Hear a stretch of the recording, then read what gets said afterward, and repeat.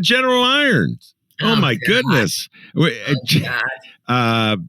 That's a perfect example of the press. Yeah, go ahead. Here we go. Spinning stuff that's not true. Go, talk. And the narrative of moving from the north, yes, two companies merged. Yes, RMG merged with General Iron, but RMG, where it's located in my ward, one of the issues is they were so far off the beaten path, nobody knew South Shore Recycling was even there because you can't see them. They're so far away. They're on the river. Nobody knew they were there. So the narrative of environmental racism moving from the north side to the south side, false, because RMG's been here for 29 years. They're a Teamsters local. These guys are back, they're making 80 grand a year back there. They put $85.5 million into a state-of-the-art recycling facility.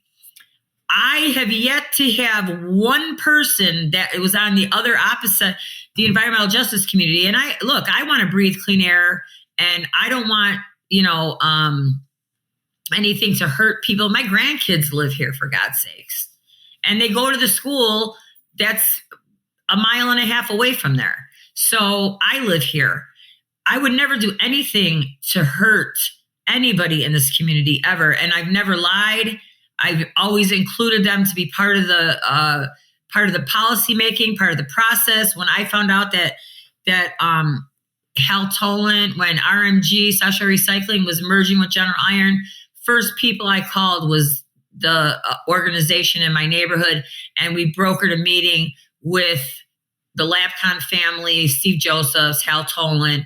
We had a meeting with NRDC and everybody else, and one of the people from NRDC said, well, if they put all those environmental controls on there, it should be good, but I don't trust them. So this has become a political football that nobody wants to hold or carry. And the thing that really bothers me about the whole thing, I understand about cumulative effect, but the 10th ward has been the ward that has built the city of Chicago, literally. And I mean that literally, not figuratively. When did blue collar workers become the bad guy? When did that happen? And I want to have one person tell me, what is the solution to recycling? Because here's the thing. If we have a way to recycle cleanly and safely, what do we do with are you going to stop buying stoves, refrigerators, dishwashers, microwaves, bicycles, cars, electronics? What are we going to do with it? Are we going to dump it in the middle of the lake? Are we going to dig a hole and make a landfill? What is the solution? What do we do with it? And, people know there's a whole ecosystem of, okay, you shred this stuff, you scrap it, you sell it to ArcelorMittal, you sell it to Finkel Steel, or they melt it down, they make more steel, we build skyscrapers, blah, blah, blah. I mean, reduce, reuse, recycle. I thought that was the term. Well, I must make a confession. I was one member of the press who was pushing that narrative. And I still push that narrative to a degree. And I'll tell you why, because I take a look at both sides of the equation. So I take a look at what they're doing in your ward, and I take a look at what they're doing in Brian Hopkins' ward. I take a look at the money being spent in Brian Hopkins' ward to build high-end housing, retail, commercial, what have you, raising our taxes to do that, by the way, with a TIF. And then they had to get that stuff. They had to move it somewhere because it was in the way of high-end development. So I look at it from both sides of the equation. I hear your point, and you're making a very good point that as a society, we need to encourage recycling. We can't just dump the stuff in the river. We need facilities like that. You're absolutely correct. Right. And you're right as well, as when you say they moved them out of there so that they could build high-end development, right? But here's the thing. We have a lot of development that I've brought here in the past 7 years. We're doing an affordable housing complex on 89th and Commercial, 100% affordable units, 100% sustainable. And the environmental justice community is against it because they're using cooking gas. So, I got nothing on that one. So, you're laughing, but I'm not making this up. I'm not making it up. And I just, we have to figure out a way to think about sustainability, but we also have to realize that the thing that makes the 10th Ward so unique is we have rail, we have a federal waterway that leads to the St. Lawrence Seaway to the ocean. So we have big ships that come. We have the International Port Authority here. We have almost 8,000 people that work along the Calumet River producing goods and services that keep the city of Chicago running and working. And plus we have access to all the expressways. No one else in the city has that at all. I mean, I'm going to tell you how ludicrous this has gotten. There's a company in my ward that they take the barges and the Wendella boat cruise ships. It's called Calumet Dry Dock. They take these big giant ships and boats and barges, they take them out of the water and they put them on dry land and they clean the hulls. They take the barnacle or whatever the heck they do. And Department of Planning is telling them, well, you have to adhere to the Calumet guidelines, which calls for trees and shrubs along the shoreline by the seawall. I said, how in the hell are they going to put trees and shrubs along the shoreline when they pull these ships out? You can't. Oh, are they going to pick them up over the big giant 80-foot evergreens? I mean, give me a break. I want the people on the 5th floor, and if any one of them is listening, and I could name names, they need to come down here, get on a bus, no press, no cameras, come down here and look at my ward. Because guess what? Allison Arwady, Mayor Lightfoot, none of them have come and actually toured any of these facilities. I want them to look at the workers, because here's another thing. You talk about, I met a worker out there last Wednesday,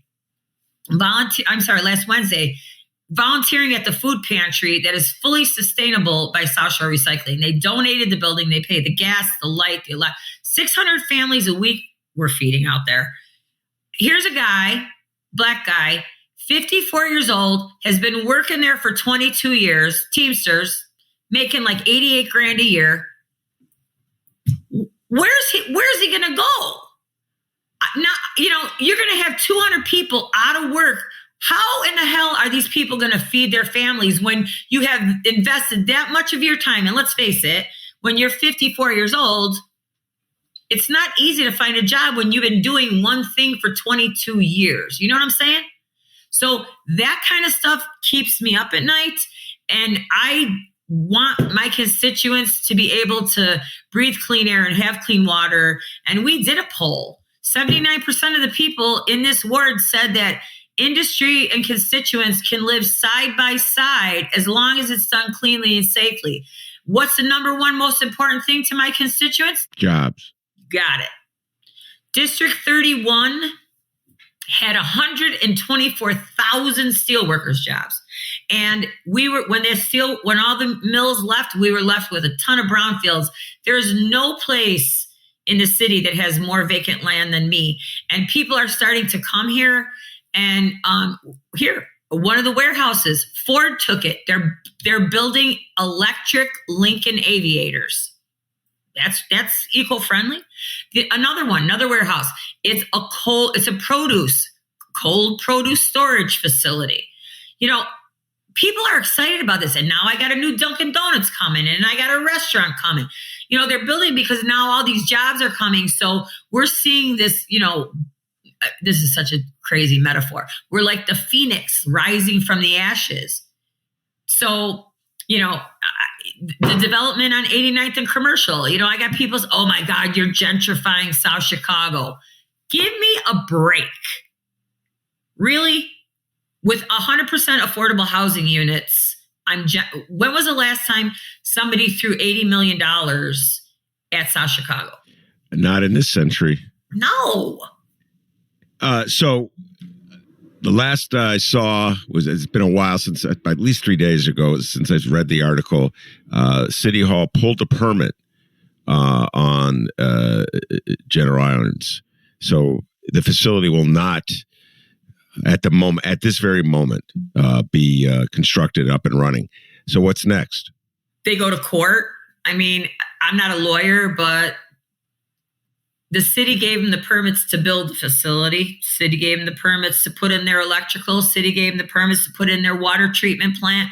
City gave them the permits to put in the plumbing. And then they're just like, oh, no, sorry, you can't operate. There's a thing called vested rights. It would be like me saying, okay, Ben, you buy a piece of property and you invest all this money in building a home, and then I don't give you the permit to occupy it. It's the same thing. And the thing that infuriates me about that is, guess who's going to foot the bill on that shit? The taxpayers. Duh, the same ones who footed the bill on Brian Hopkins. I always bring it back. It's two sides. There's two sides of Chicago. There's two things going on. And they had to move it out to do the thing they really wanted to do. And I'm gonna be very cynical and jaded, Sue, and feel free to criticize me for being cynical and jaded for having spent so much time covering Chicago politics. But I think it was a political decision. This falls under the category of absolutely. under the category of duh. Yeah, and you know what? Absolutely. And you know what? Here's the thing. We had a town hall meeting on Tuesday, and I have said all along, I've written letters to the Illinois EPA, to Durbin, Duckworth. I mean, look on my website, go under there. You'll see them. All the letters I wrote. NRDC even quoted me in one of their articles. Make sure you follow the science. Do your due diligence. Find out what this. Follow the science. Follow the science. I've been told by this administration that they were going to follow the science. And at the town hall meeting that we had the Tuesday before they denied the permit on Friday, Tech to Trek, the US EPA study man or whatever you want to call him, stood up in front of 285 people and said, less than 1 in a million people have the chance of getting sick from this facility because of the extensive environmental controls they put on. They also talked about the US EPA air quality, 10-year air quality study that was done in my neighborhood. And guess what? My air quality is better than Northbrook and Albany Park and has been under 2.5 and trending downward on the good side for over 10 years. So, you know, in my head, I'm thinking, okay, we're following the science. We did the due diligence, blah, blah, blah. And then I get a phone call on Friday from CDPH, Allison Arwadi, telling me they're denying the permit. And I ask, on what grounds? You told me you're going to follow the science. I'm not understanding the decision. Backpedaling. And, they're out of compliance. I said, well, what's the ticket numbers? What are they out of compliance on? Because there hasn't been any tickets issued. Issues a violation. I tell me what it is. And I literally said, this is a political decision. I am not stupid. And I hope you can sleep at night knowing that you're putting all these people out of work. And I have 2 other projects that are coming, and the environmental justice community has already contacted them and said, we're coming for you next. Have you talked to Mayor Lightfoot about this? It's not a good conversation to be had because I'm going to tell you, and I will say this publicly right now, I am sick and tired of being thrown under the bus and having the bus roll over my head. And that's what she's done to me. That's what she's done to my ward. That's what she's done to the people that work here. And I don't have anything good to say right now. So, are you going to support her next time around? No. Even if it means just staying neutral? Just not support. Oh God, you got me on a roll now. I'm tired of being ignored. I'm tired of not getting phone calls returned. I'm tired of letting the inmates run the asylum. Yeah, no, absolutely not. I have never met anybody who has managed to piss off every single person they come in contact with. Police, fire, teachers, aldermen, businesses, manufacturing. And that's it. I said it. That's it. I don't care. I'm literally to the point where I work my ass off 7 days a week. And,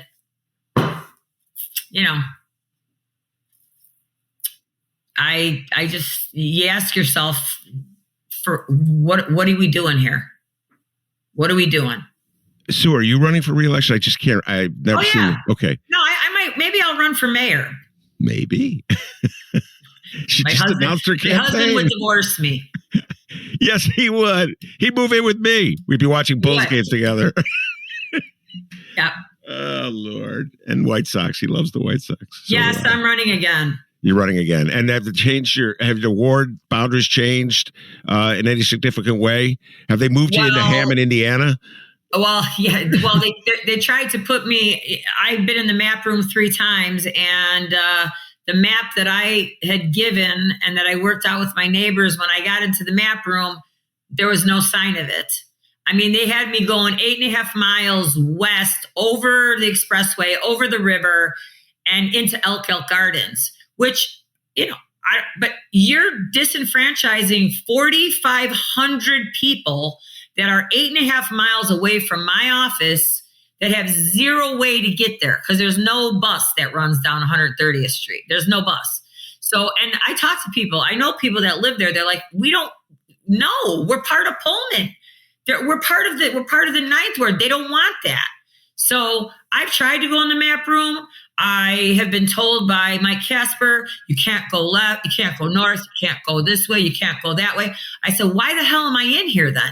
By the way, Michael Casper, Michael Madigan's right hand. Oh, yeah. It has been one of the worst experiences I have ever witnessed in my life. Now, so when Mayor Lori Lightfoot hears your comments, she's going to get mad at you. Good. And she's going to. It's okay. I'm going to say, you supported me in the past. You got to stick with me through thick and thin, no matter what. And so what would your response to that be? I'm tired of being part of a dog and pony show. And I care. The people of the 10th Ward are the ones that elect me. And that's who I'm worried about right now. Because I've already lost 4 projects that have left and gone to Indiana because of all these rules and regulations and crazy policy things that have been put out there. I'm pissed off too. I'm pissed off too. So, I don't care who's mad at me. I don't care. I really don't. The people of the 10th Ward, I know what they want better than anybody that sits on the 5th floor or sits in City Hall. I've been here my whole life, and I know what's best for my ward, not them. So the Sadlowski in that name is her real name, not real name.